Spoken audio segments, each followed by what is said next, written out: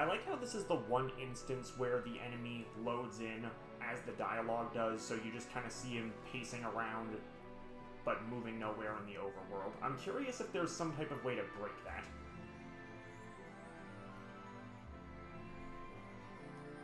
Anyway, we have yet another encounter with Mr. Irvine here.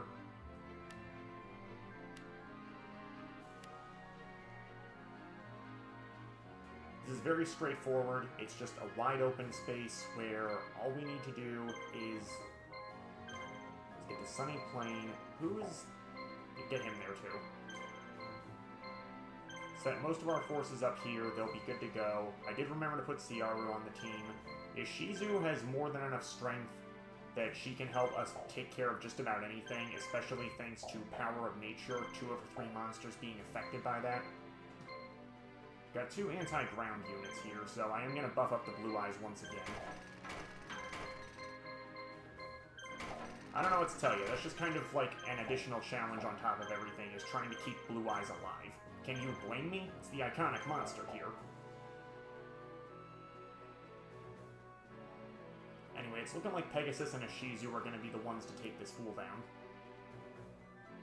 They're moving at such awkward speeds, too, so they're going to blitz us when they finally do arrive. I think I can probably just get in one fight safely, and then I'm going to have to stop from there. But at least that one Machine King is holding up the rest of the pack. Actually, a potential problem is Pegasus and Ishizu might get there too quickly, especially Ishizu. Wow. Yeah, she's going to get there a little too quickly, and that's going to force the monsters over, which I don't want to have happen quite yet.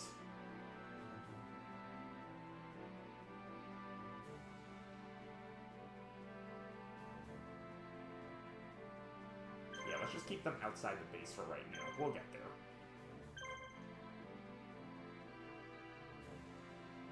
Yeah, so awkward looking. And he's running dragons, of all things. I did bring a dragon capture jar to this, so that's gonna immediately, like, overpower these chumps.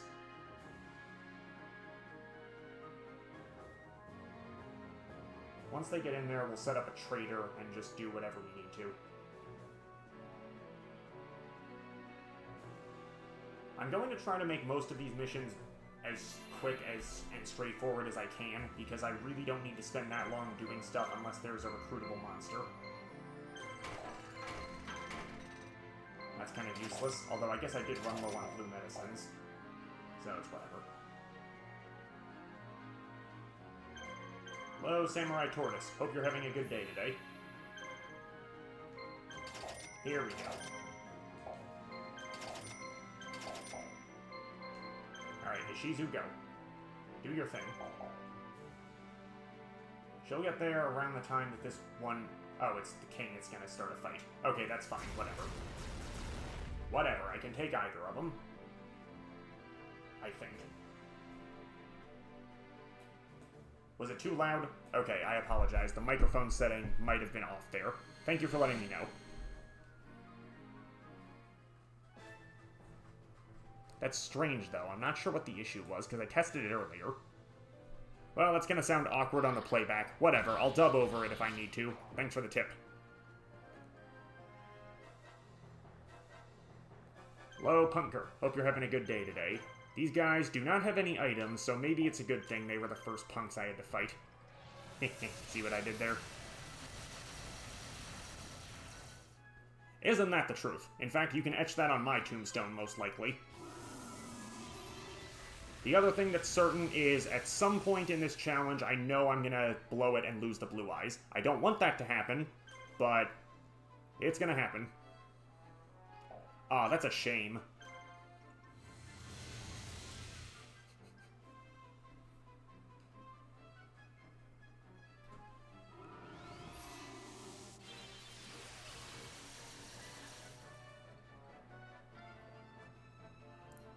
Now, if I get into another fight and they fuse, or I fuse early in the fight, I can take them, but it's gonna be a little iffy.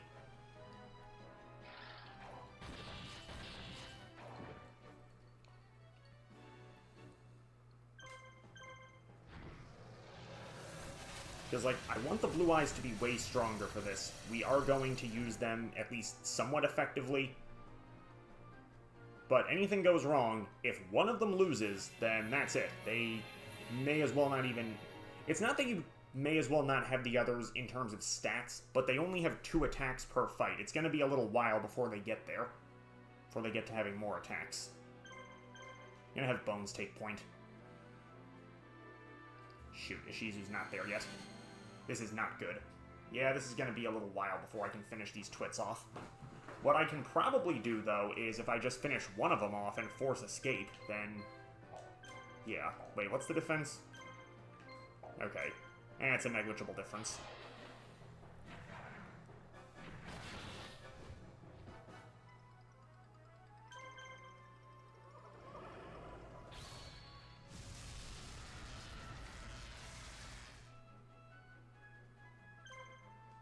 Gonna paralyze this one on the left, too, just so they don't get as many chances to hit me. Again, paralysis is overpowered, constantly. And, okay, that works, too. You know, considering this enemy team spawned in before the text box did, you'd think they'd have more time to prepare for this. How does a machine even get paralyzed, really? If anything, that means you just stalled them. Caused them to load.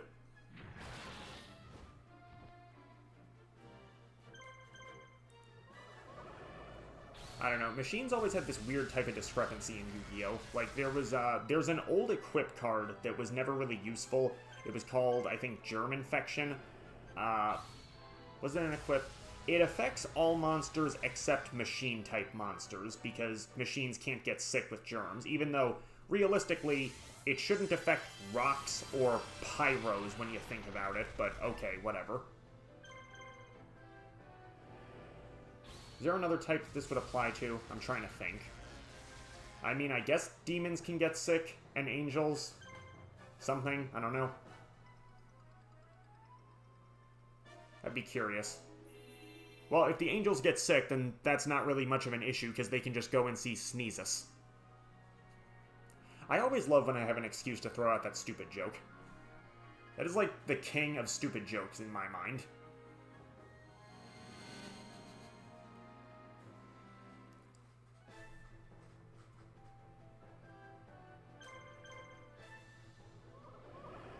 It's actually funny. So, I recently became aware there is a small place down in rural Pennsylvania. It's weird to describe exactly where it would be. It's in kind of a backwooded area that's between a bunch of heavily populated areas. And the name of the township is actually called Huff's Church. And there is more there than just a church. I think there's like, I don't know, 150-ish people that live in the town. There's some water park right outside of it. I think it's used as a ski resort in the winter, but they recently started using it more as a water park during the summer. As far as I'm aware, anyway. Which, hey, fine by me. If you're in a rural area and you don't like traveling to a huge city, then it's definitely good to have that option. And if you already live in the city, well then it's good to maybe go there, get out of the bustle for a while. I don't like the hustle and bustle of being in the hugest cities around here. I really don't. Yeah, I'll tell you, being in Virginia last month for SmashCon, that was a wild experience because so many things were constantly happening all around. There we go. Alright, showtime. Out touching. It is weird that Ishizu joins you this late in the campaign, but her team is strong enough that I guess it doesn't really matter. If you are doing this challenge like me, and for whatever reason you lost a bunch of monsters by this point, you can consider this the game giving you payback. I assume they have items. Let me see.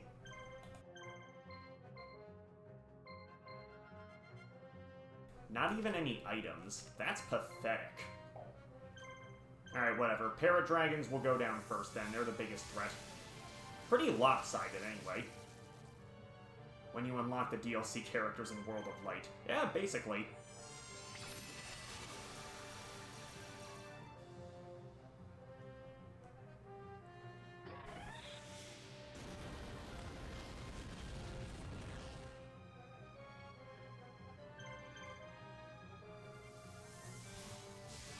I mean, that's just a way to kind of break the game. At least you don't have to bust your behind for it.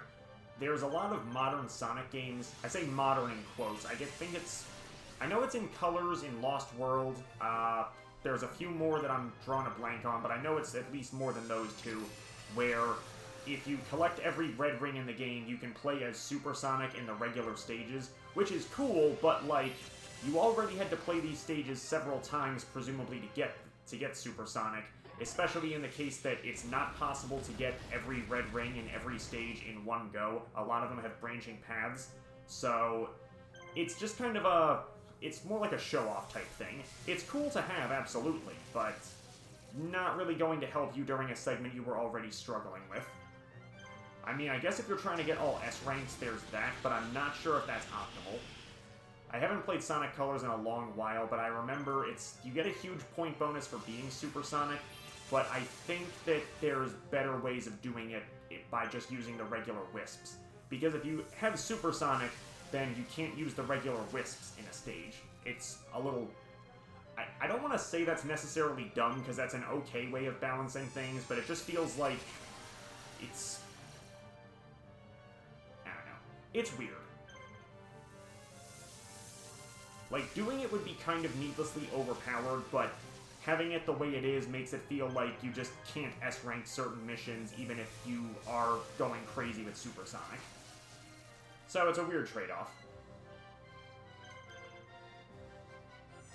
And you see, Power of Nature absolutely breaks this. If we had Moisture Creature on this team, then it would be even worse. But no, I'll let the Magician of Faith show off. Which, by the way, she has a pretty unique-looking attack, honestly. At least compared to all the other attacks in this game. I think there might be one monster that's pretty similar, but come on, this weird Rainbow Blast is epic.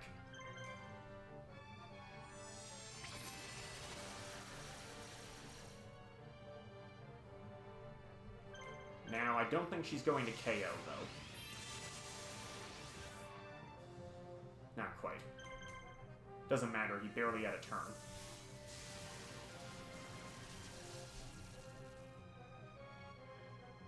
That's a curb stomp.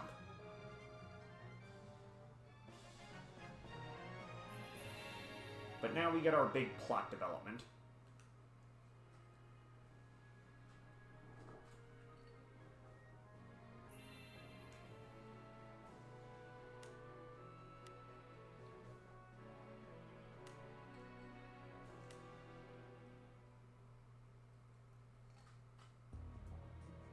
I like how they were so proud of this one still image. It was used for both campaigns.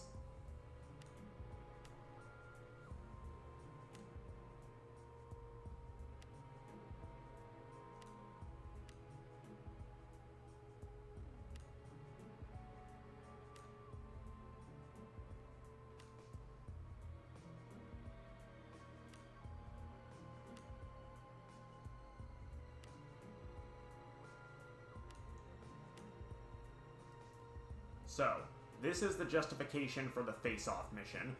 Scott is blackmailing Kaiba, and that's why he and Yugi have to fight.